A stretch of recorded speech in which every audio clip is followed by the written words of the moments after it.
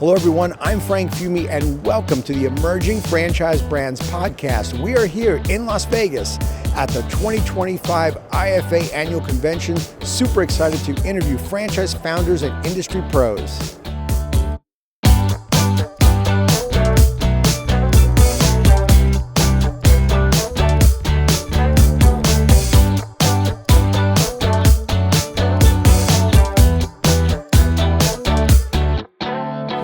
I've got Jake Hamburger here, the VP of Fran Dev for Franchise FastLane. Yep, Jake, how are you, man? Good to meet you. Good to see you. Good to meet you. Yeah. All right. Well, most of us know who Franchise FastLane is, but if you would, share with the audience what you guys do. Yeah. So we are we accelerate the growth for franchise brands. We've got about 25 brands in our FastLane, and we've got about 15 brands in our Carpool. A couple different things that we do for the brands that we partner with. In the FastLane, we take the development in-house. We kind of take that over for the brands. We work very closely with the founders, okay. And we do all of the back end as well. So territory checks, compliance, and FDDs, and then our Carpool would be for brands that are wanting to maybe not grow as quickly.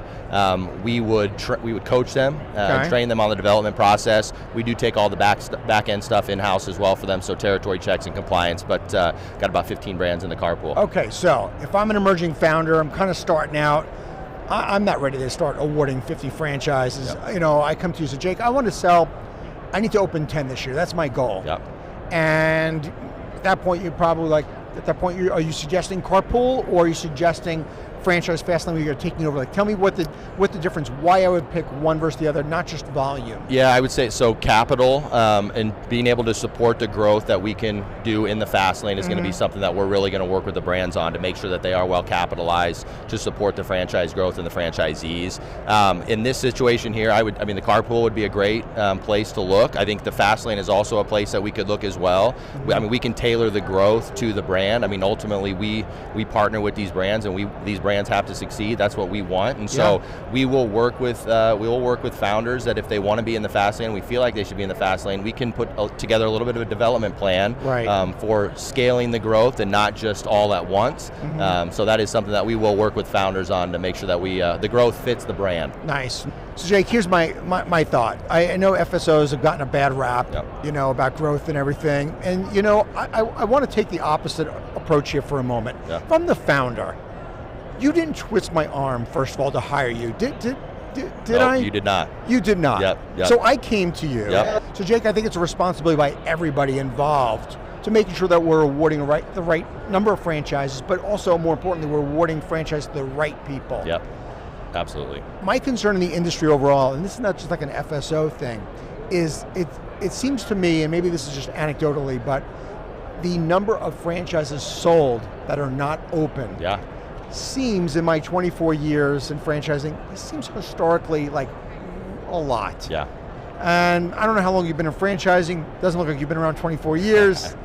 I have not. But what are your thoughts on that? So it's a great question, and making sure that the brands are successful, that is our number one priority. And so from a growth standpoint, we want to make sure that we are growing brands, we're growing them responsibly. I don't love the FSO term. We are a franchise growth accelerator. Yeah. I look at us as a development company. We are able to help them with referrals for payroll, HR, all the things that help them support their Zs. And so we really encompass, I think, everything that a brand would need from a development standpoint. But as far as the growth goes, our sold to open rate is very high. That's something that we track. I don't off the top of my head know exactly all, but I would say that I'd say about 90% of our brands are open. The ones that we have sold are open. Now, brick and mortar does take a little bit longer. Absolutely. And we've got a couple brands that we have sold a lot, and they are working through the development piece, Game Day Men's Health being one of them over the last 18 months. But we do stay very in touch with those founders to make sure that they are getting these open, because we can't continue to do what we do unless they hold up their end of the bargain.